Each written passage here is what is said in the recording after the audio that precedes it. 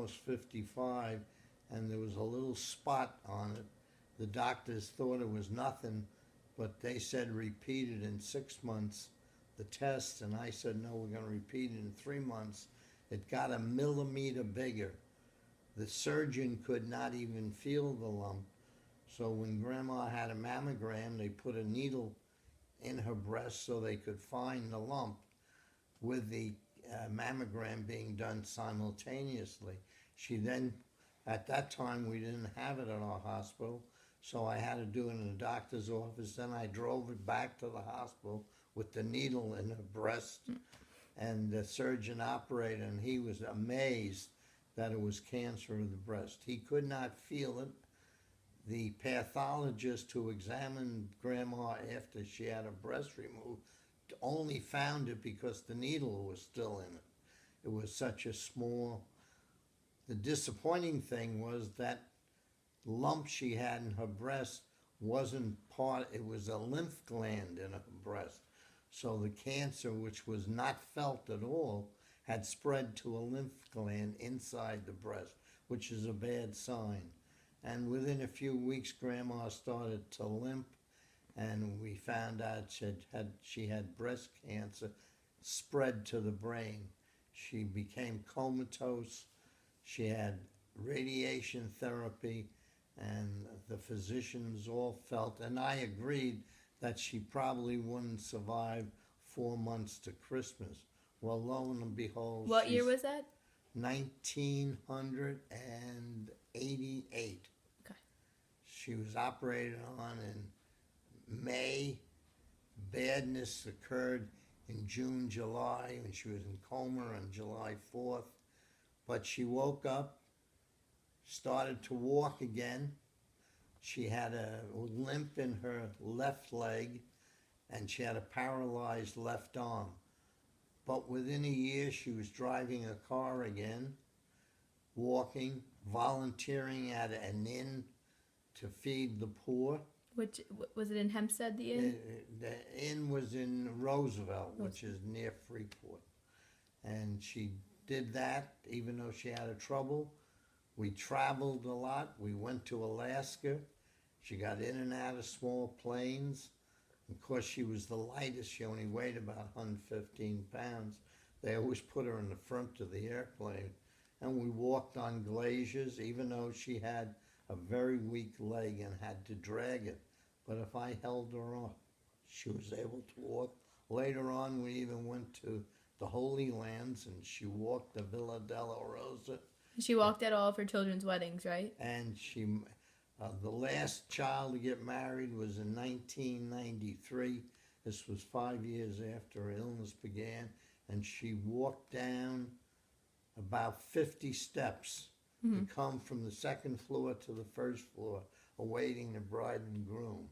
So if you looked at her standing, you would think she was normal. Of course, she had lost all her hair because she had radiation treatment to the brain. But when she wore her wig, and if you didn't look at her left arm, which was paralyzed, she looked normal. And her pictures from, there were 4 weddings after, 1 wedding before she got sick and 4 after she got sick. And she looked terrific in all the wedding pictures. And how many years did she survive? 24 and a half years after she had cancer of the brain. It's almost unheard of. So the radiation therapy killed the cancer in the brain. The only trouble, the radiation therapy, which was being used back in the 80s, radiated the brain, not just the tumor. So that Grandma had a lot of side effects. A lot of her mental deficiencies were caused by the radiation, and both of her main carotid arteries were closed off, so her blood flow to the brain was diminished. But she went very well for maybe 18 of those years. She finally went into a wheelchair and became more demented the last year or 2 of her life. But she lived 24 and a half years, 24 more years than the doctors thought. You were very dedicated to her, like, throughout that whole time. What was the hardest part for you? The hardest part for me was seeing someone who had such courage continue to get knocked back by this and by that. She had several illnesses during her 24 years, but she'd get through an operation. She had a gallbladder out, had some medical troubles, got through them, and she always felt several things. One, that people were worse off than she was, and she didn't have it. And all her suffering, she said, she used to offer up for the people in purgatory. She believed in that, and believed that by her saying this is for so-and-so in purgatory, she'd help them. So she was a strong believer, and I'm sure that's why she was able to carry on and take care of herself. She went to church up to the last year of her life, and then she got more troubled, and the priest would come and give her communion at home. Looking back, what would you do differently if you could in your marriage? Looking back, I would spend more time at home. I spent too much time in the hospital. Grandma's favorite remark was that she could compete with any girl who tried to take me away from her, but she couldn't compete with medicine. That was a tough foe, and she was right. And I spent too much time working as a doctor, working 24/7. And if I had it to do over, I would have adjusted my time schedule to be a better husband.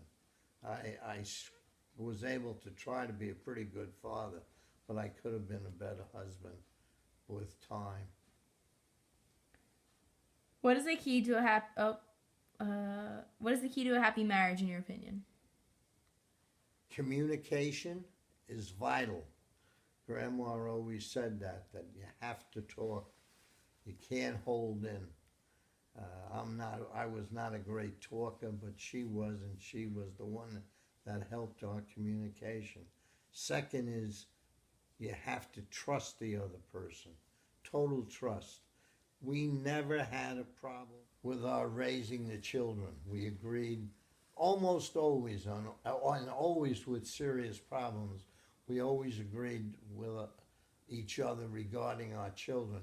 And as I said, the biggest problem we had was my being away from the house so much. And that was really the only problem we had in the marriage, was my devoting too much time to medicine. The other thing, besides communication and trust, you have to always respect the other person. And respect is a very vital virtue, is the respect that the other person is a human being. She's not just a mother and a wife.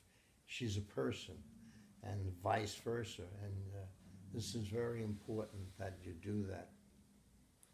Perfect.